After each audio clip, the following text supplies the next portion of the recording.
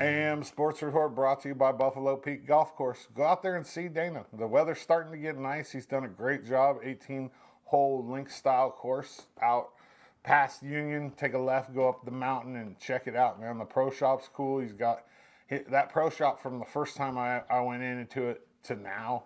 It's just a completely different world in there. Go out there and see Dana and his team. Buffalo Peak. Meet me at the Peak. EOU softball, man, they had an awesome weekend. So they come into the weekend ranked number 19 or ranked number 15. They're taking on the number one team in their conference, the undefeated Yotes of College of Idaho. Now, yeah, the Yotes are undefeated. They hadn't played anybody yet. And I say anybody, I mean any of the big three: Southern, OIT, and EOU. This was their first test of the year, and the Mounties, man, the Yotes did not pass the test. Saturday in the first game, Kaylee Hoskins threw 10 shutout innings in an extra inning thriller. Haley Tyree had the game-winning hit in the bottom of the 10th. It was a walk-off. And then in the second game, we were down 2-0 in the fourth when rain suspended that game. We picked it up on Sunday, and Kylie Parsons is on the mound for the Mounties again.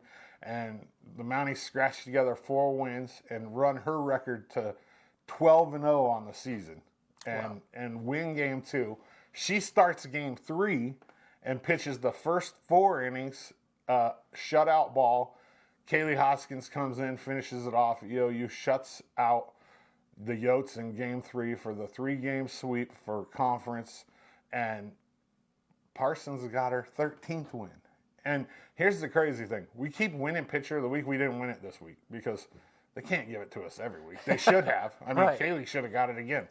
She pitched 13 innings of shutout ball again. Right. You know what I mean? Right. Against the number 19 team in the country and the number 1 team in the conference. Yeah.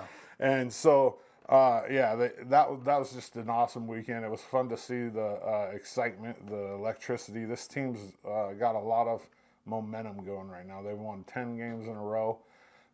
We'll talk about their schedule coming up. There was another cool thing. Our own LeGrand Tiger, Grace Neer, was in the game for the Yotes. She came in and pitched an inning, and it was really fun to see her. You know, it's always awesome to see kids that, you know, I covered while they were here at LeGrand, and I've taken lots of pictures of her, and for her to come back, you know, and I mean, I'd much rather she was in the gold and blue than the purple, but you know, she's having a good time there at C of I, and they're a good team, and it was a fun weekend for softball. EOU baseball lost 3 of 4 to Corbin this weekend.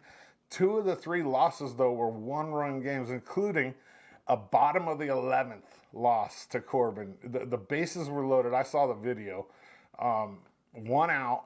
The Corbin hitter's up, and he kind of check swings, and the ball goes down the first baseline, and they think it's foul. They grab it, run scores, game's over. And so EOU drops 3 out of 4.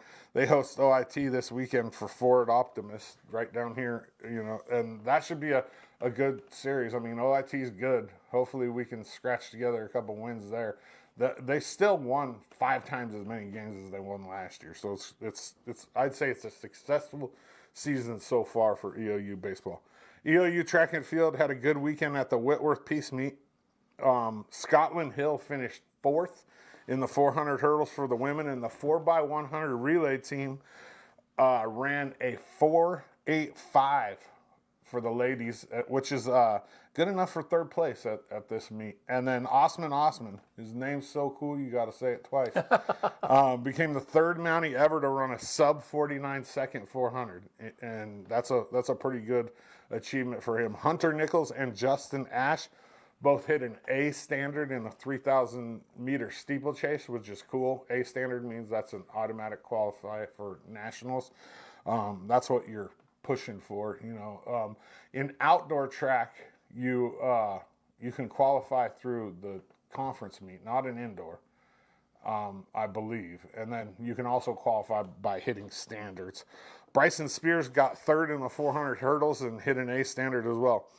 Here's a look at the sports schedule for EOU this week, courtesy of EOU Athletics, and you'll get to see where softball, baseball, and track and field are.